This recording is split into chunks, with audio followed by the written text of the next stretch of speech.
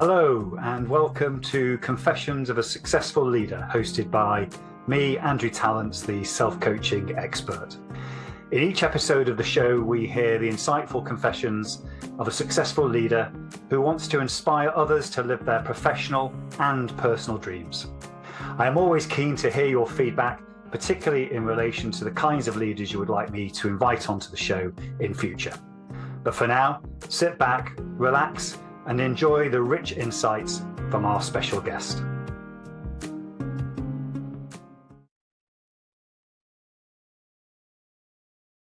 Hello and welcome to another episode of Confessions of a Successful Leader, hosted by me, Andrew Tallents, the self-coaching expert. I'm delighted that Ton-Quinlivan has joined me in the studio today. Van, welcome. Thanks for having me, Andrew. We're looking forward to hearing your story today. As always, the audience loves to get to know you a little bit first, so just tell us a bit about yourself. Well, Andrew, I maybe go by many descriptors. First and foremost, I'm a national expert in workforce development, having done that in the private sector, the public sector, and now as CEO of Futuro Health in the nonprofit sector.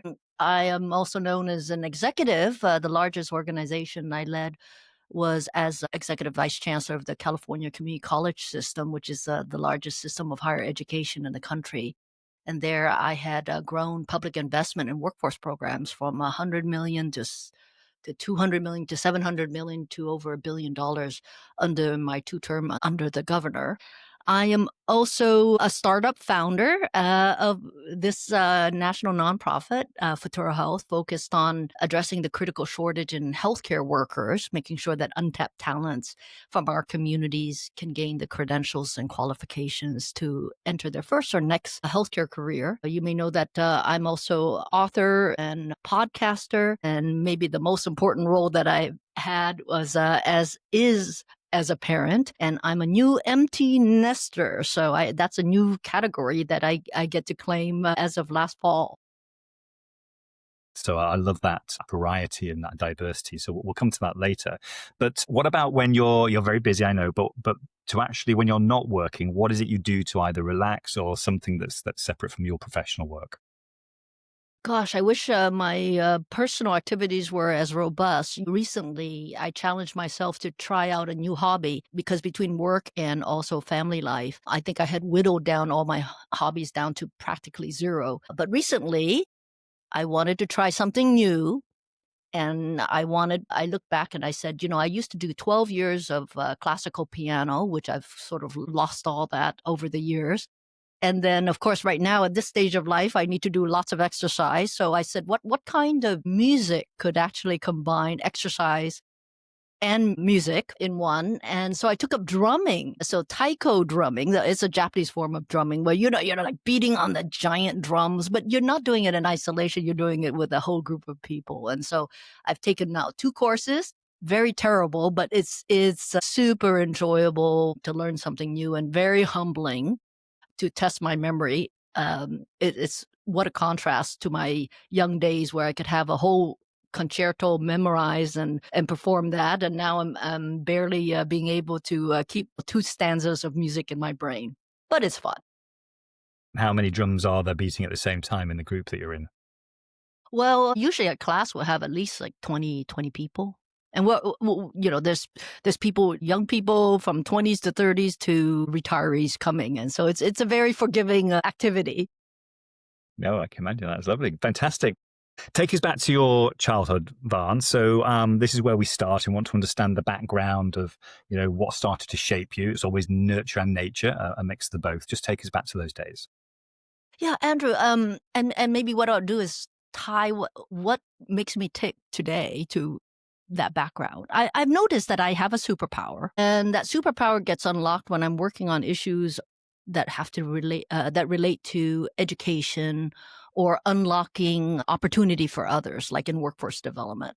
I've noticed that I become fierce, I become extremely creative, I can do things that I never imagined that was possible. And this is the work that I've done across the private, the public, and the nonprofit sector. And it made me wonder, like, when does that superpower unleash? So, for example, I stepped down from the California community colleges where I had a $1 billion budget. And I was approached by Kaiser Permanente and his partners to think about applying all those best practices in workforce development to really help with the healthcare workforce development, especially the entry level, the 65% of the entry level roles. For example, if you were in a car accident, it would be the emergency medical technician that arrives to get you in the ambulance, the medical assistant that checks you in, the X-ray techs. There's a whole world of healthcare professionals that are technician level that we all need in our backyard. And they said, we need to grow this next generation. And what would it take for you to be CEO? And I have to say, I had a moment of hesitation because I had just run a $1 billion system. Why would I want to go be a founder? And what if it flopped? What if I can't figure out the solutions, right? Like all that self-doubt came in. And I had to reach back actually into my childhood experience in order to figure out and gain the courage. And that childhood experience is that, I'm a first generation. My family escaped from the Vietnam War, 1975, when I was 6 and then turned 7. And when we came over here, my father had been a physician, not only any physician, but he was a brain surgeon, which, as you know, is sort of kind of top of the difficulty ladder.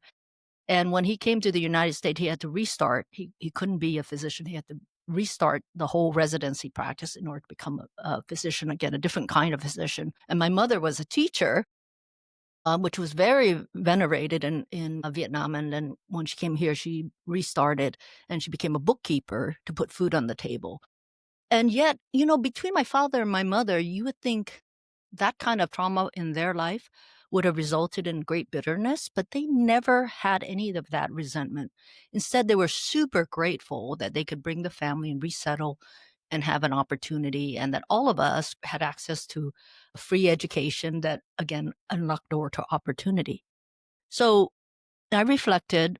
So my work with the California community colleges was really paying it forward and unlocking that opportunity to education for others. And that helped me also think, if I could do this work with Futuro Health to unlock opportunity for communities, our untapped talent to be able to get into healthcare because they can get their credential, that's worth the work. And so it got me off of the cliff, and maybe the cliff is not the right analogy, but it got me to a place where I could say, let's do this. I know that there's risk. I know I could fail, but if not who, if it's not me, then who? So it gave me the courage, and it took me sort of reaching at that place where, hey, if I can unlock opportunity for others, again, that's when my superpowers get unleashed. So I'm really glad to being able to do this role right now. Yeah, we'll come to that later on in terms of understanding the challenge as well, because I'm sure AI is impacting a lot of that as well. So I'm fascinated by that. But if we go back to the childhood, and as you said, that trauma necessarily didn't manifest in a way which it can for others. What do you remember about your childhood, particularly growing up away from Vietnam, in the sense of what your earliest dreams were in terms of what it was you maybe wanted to do with your life and seeing what your parents had done? Well, it's an odd gift that they gave to me because their lives became significantly disruptive. They did not impart onto me their dreams, right? Because I think also, many of my friends, and I see others, where you are constrained by the dreams of your parents. Like, you didn't want to become a doctor, but your parents insist that you want to be a doctor and not an artist, for example. Well, they had no dreams for me because they just wanted me to, to kind of get onto my feet, right? I mean, that was what they want. And I also knew, not that they ever said so, I also knew that I couldn't bounce back onto their couch, right? As first generation, I knew that I had to go do it for myself. And so in that sense, I was unconstrained by their expectations or anybody's expectations. So, in high school, when somebody said, hey, why don't you go run for class president? Okay, I'll run for class president. Why don't you conduct a 400-person, get in front of an assembly and get everybody to dance together? I'm like, okay, I'll do it, So in that sense, I was curious and open. I was also open to observing different people in my lives because none of us is a perfect person, and we don't. So over time, I've found that different people have mentored me, but in specific ways. Right? I don't expect perfection from any one person. So one person may mentor me professionally or give me some advice, or another person would help me with some other aspect. And so, over my life, I've been fortunate to be kind of picked up or touched by different people who've given me tips and tricks, and so my life and my work is a combination of all of their advice. I remember I was in the International Women's Forum. There was a fellows program for those of us in our early 30s. There were 14 of us. Uh, uh, Brought together. And those women, for example, we were mentored by women who were ahead of us, who were more successful than us. And of course, they gave a lot of advice about how to manage the sequencing of your family. Basically, their advice was you can have it all, but you just can't have it all at once. And some sequences are more important than others when it termed chronologically, right? And they gave very practical tips. If you really want to focus on your career, you need to make sure you have 4 layers of childcare. Right. So I've been able to not only get advice that shapes how you kind of balance work and life, but then also work. You spend a lot of time. For example, I did an MBA, a joint MBA and a Master's of Education Policy from Stanford University. So you're spending years learning the profession, but nobody really coaches you on how to actually balance or incorporate the personal side while doing the professional side. So I was fortunate to be able to tap into some of these mentor networks that gave me some advice on the ups and downs of both marriages, family, and how that. So you can look ahead a little bit rather than go into the situation blind. And it's really interesting what you say, and people listening to this and watching this may have had opportunity to have that kind of advice in the past, but as you're indicating, you've got to be ready to receive it. And not all of us are. Oh, that is a good point. Oh, that was a hard lesson learned. How to take feedback, for example. I remember, and I'm embarrassed to say, but this is a true story. I was in when I first came out of business school, I was in a management trainee program. And a high performer, individual contributor, right? Well, my kind of year-end review, interestingly enough, I mean, I was stellar on my technical work, but there were odd comments that came back from people who were not even part of my team, right? So comments about like, oh, she's not so approachable, this and that. And I was angry. And for 3 months, I was still angry, right? I mean, I was processing because it didn't make sense intellectually for um, and good for the company. The company just so that people know, the company actually said it's not surprising because this is fairly typical of kind of high performers, but also they tend to be in kind of, especially those that are a little bit more intellectual. And they gave me some very good tips. For example, because people are watching you as a high performer, you just don't know it. And so, especially when it comes to calibration, they're giving input, even though they're not even in your department. And so, for example, you can have techniques like walk a little bit slower when you're going to the copy machine. I'm dating myself because this is like pre-telework. And then when you see people, smile a little bit more, right? And you can even, make small statements, small talk. I said, well, but yeah, people want to have long conversation, and that drives me crazy because I don't have the time. And they say, well, Andrew, instead of saying, hey, Andrew, how was your day? Which leaves open a very large conversation. You could say, hey, Andrew, hoping you're having a good day today. And it ends the point. It creates a social relationship, makes you approachable, but doesn't invite a 15-minute conversation. So HR was great in the sense that they gave me tips. I incorporated and practiced those. And the next calibration, oh my gosh, people are like, oh, Vaughn is heads and shoulders above everybody else, ready for a promotion. It was really just interesting. And it had nothing to do in a sense, it didn't have to do with anything that was my work product. Nothing to do with my work product. And that was a hard lesson to learn. So that was sort of, I would say, a very memorable moment in career where I had to take and learn how to accept feedback. Now, fast forward, people will tell you that I now have learned to accept feedback like a gift, right? So, Andrew, if you give me feedback and some harsh feedback, say, thank you very much. Let me think about it. Right. And so now it's just like this: take the feedback, process it, and think about, and I don't have to do the feedback that you tell me. I'm just considering what is the truth within your feedback.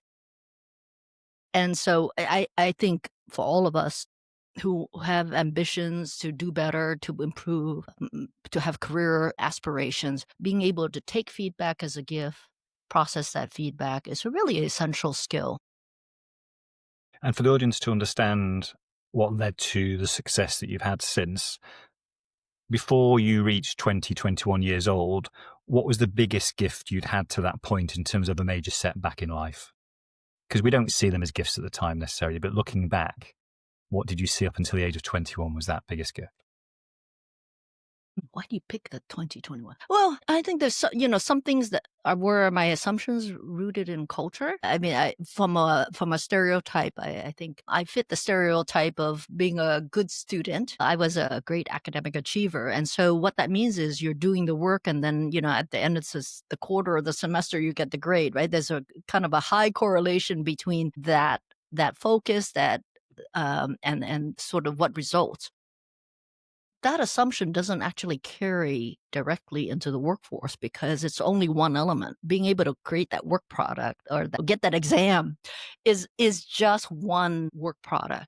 The other parts of that equation, I didn't get in the classroom. It was more outside the classroom, which is like being a volunteer, being in community service, and it's about working with and through others, which is what the workplace demands. And so I had to kind of unwire a lot of my assumptions that the merit of the technical work was sufficient, and really just begin to think about 360 effect, like who's above you, who's on the side of you, who's below you, sort of that. And then how to get work done. Oh, one of the hardest things I learned had to do with how to get work done and enlisting others, so that even if you didn't have authority, you know, they're not reporting to you, you're able to work through influence. And I was not very good at it initially, but interestingly enough, when I was appointed to be executive vice chancellor of the community college, that was a system where I was looked to by the governor and the legislature to enact all these policies.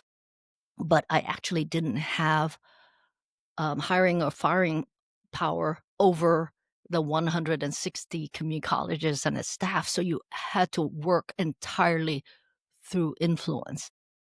And I was very effective in terms of aligning money's metrics and data and increasing investment. And maybe we'll get and talk into kind of the hard lessons learned there. But it's a different skill set. And I started from one where I was narrow and controlled and control all the variables and focus on the work product at hand. And now I'm able to affect big systems and create sort of movements, right? That maybe you talk about more when we think about leadership, especially leadership through influence. I agree. So one more before we get into the more senior leadership roles. At what point was it that you decided after your studies that you were going to move forward in the way that you did in your career, or was it just pure serendipity?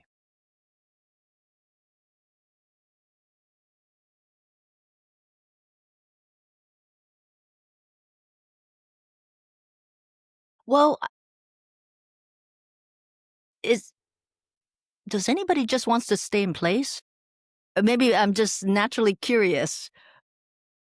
But so I'm always asking for to learn more and to try more.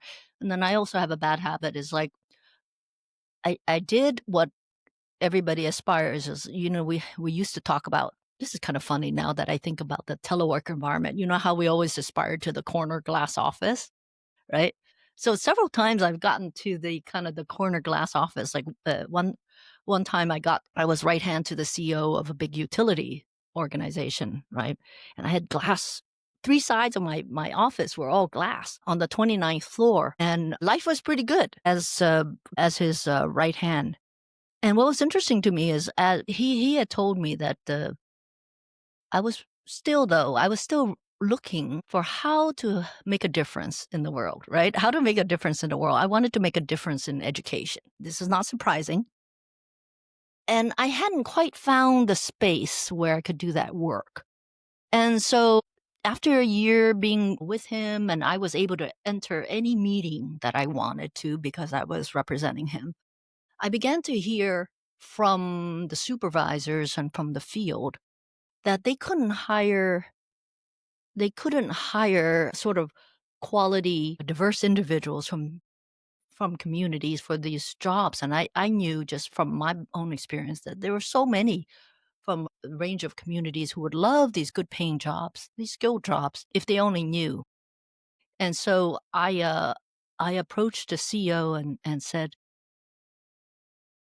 I'd like to help the company. Here's my 1-page plan. Can you imagine that? I did that. I was like, here's my 1-page plan. I'm going to show the company that there's a different way to do this. And we're going to do it in partnership with the community college system, which the company was not working that way. And so he said, okay, I'll give you a chance. So I got sponsorship from him. I got sponsorship from the CHRO. And then I call it a little bit of a kind of fall from grace because I went from the 29th floor with all the glass and all the amenities, and I went to the second floor, which in HR, it was dark, actually physically dark with very little amenities. And then I began my work there to create a program that that took the company from having no opinion in workforce development to becoming a nationally recognized industry best practice within 3 years. And that continues on to this day, even though I've left the company quite a while now. And so that began my career. And it sounds so easy, but there were lots of moments especially the moment where I thought, what am I doing? I'm giving up something that's good to take on something that's very risky. Why would I do that? And so I've made a number of those decisions throughout life in order to, in essence, pay it forward.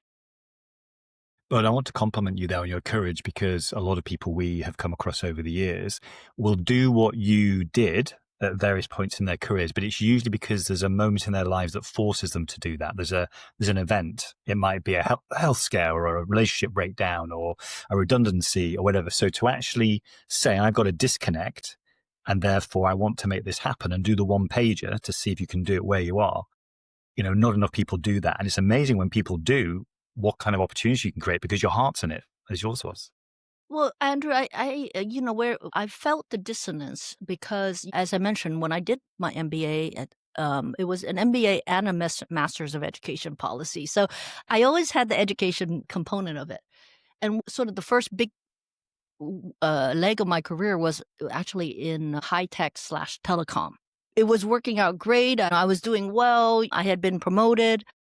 But what I found over time was that I was not, in my off hours, I was not sitting around reading my tech journals, for example. I was actually reading education policy journals in my off hours on my couch. And I thought, I'm not going to become great at what I do until I can marry my avocation and my vocation. So that was the insight I had. And so then I had to go on a whole journey to figure out, well, how do I do that? And how do I, how do I do that? And what part of education do I contribute to? Right. And it's a bit of fumbling around. So I read, I talked to people, I did pro bono projects. And my friend who I was working with at the company said to me, "Oh, I'm sick of you talking about education. I'm teaching at this local community college. Why don't you come in and just do a class and teach a class and see what you think?" So I stepped into the college. They had me teach introduction to business, which I was qualified to do, and well, that was an eye opener because back then no one was talking about community college in the public policy sphere. I know because I had just done the master's in education policy, and yet I looked at the classroom and I could tell that this was going to be where the future of the workforce was going to come from, and that we needed to pay attention to it. And so I began working there. I started being able to sharpen my ask of the universe. This is kind of funny phase. When we're clear about what we want, the universe conspires to help us. And so I put it out there. I want to make a difference in the community college policy. And then people started inviting me to boards, and they invited me to participate in this and that. I built up my subject matter knowledge. And then, over time, I was able to do good works where began to marry my avocation and vocation, and it became one instead of two different persons. So, no, so let me take us back to then the company. So the company of 20,000 men and women, where I was right hand to the CEO. And so after I made my 1-page plan pitch, he blessed my going into a role. It was a new role created for me to head up workforce development.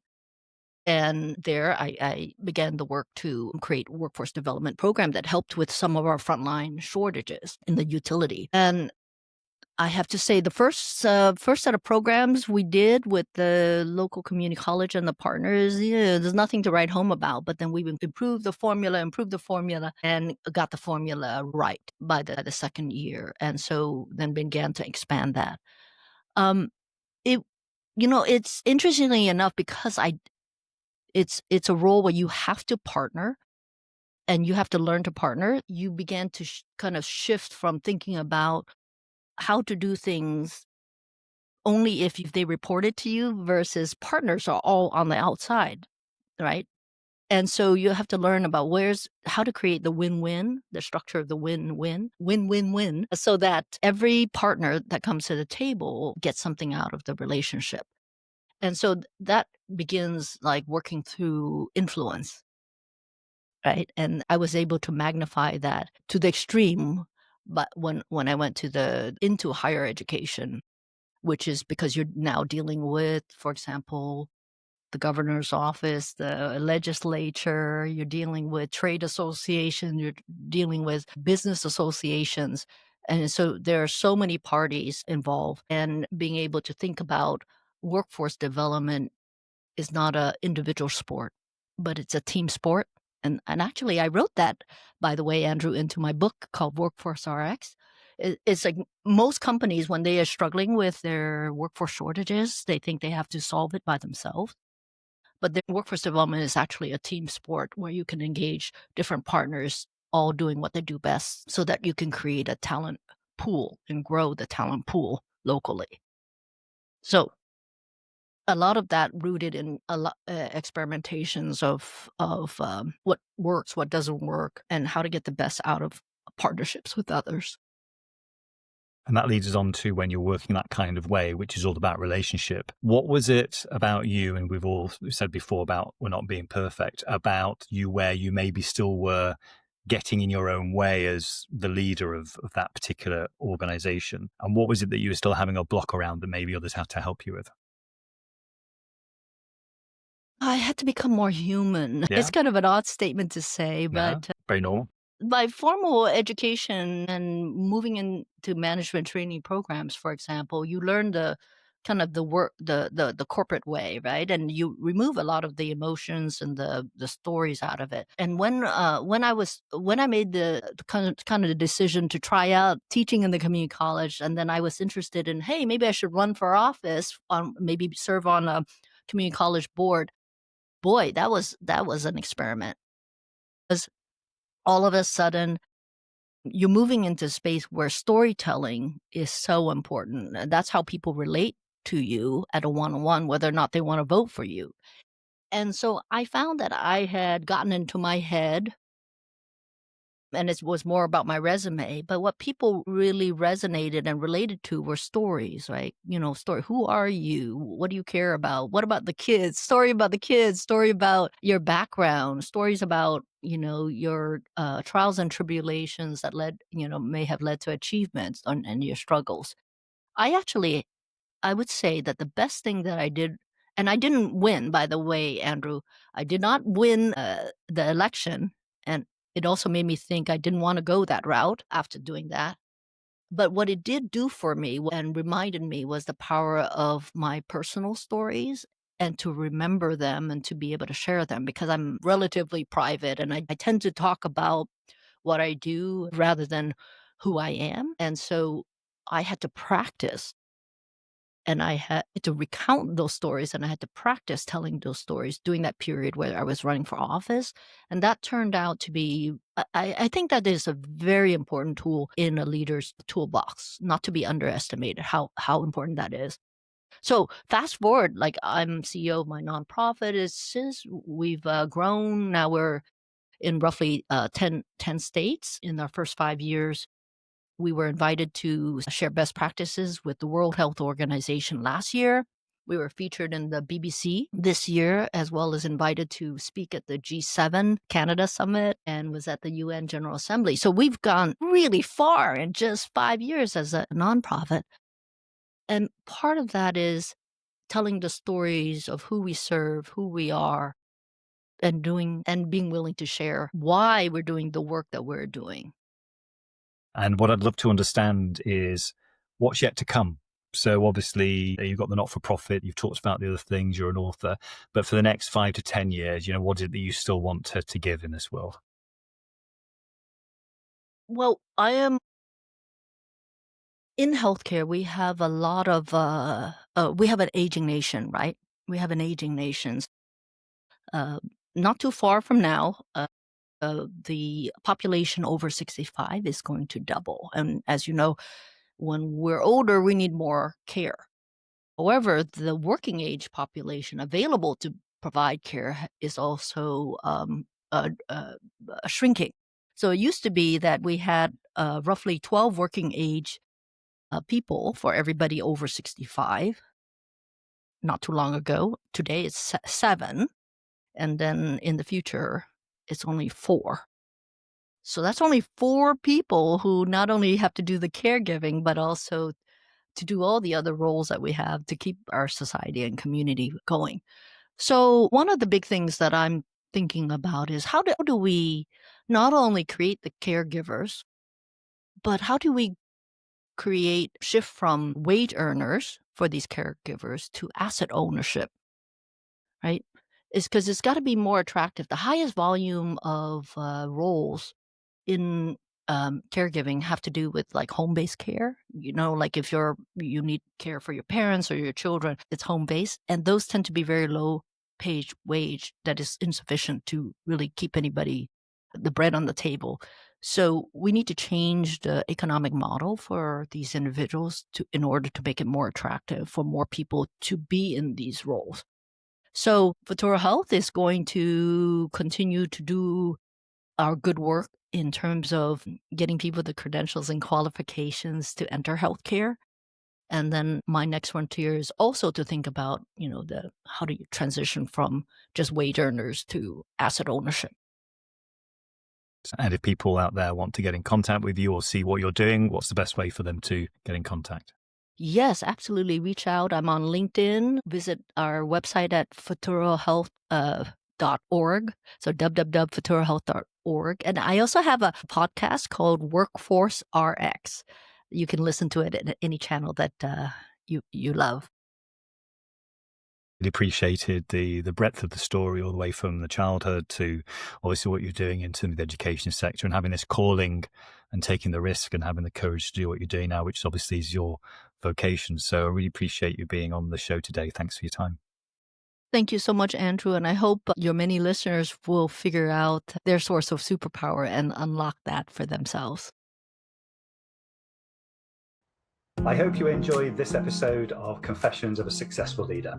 You can access all previous episodes of the show at confessionsofaSuccessfulLeader.com. If you are interested in finding out more about conscious leadership and self-coaching, just type in Andrew Tallents into LinkedIn or your favorite browser, and you'll find my contact details and all the content that you need. Until next time, don't forget to stay present, curious, and above all, conscious.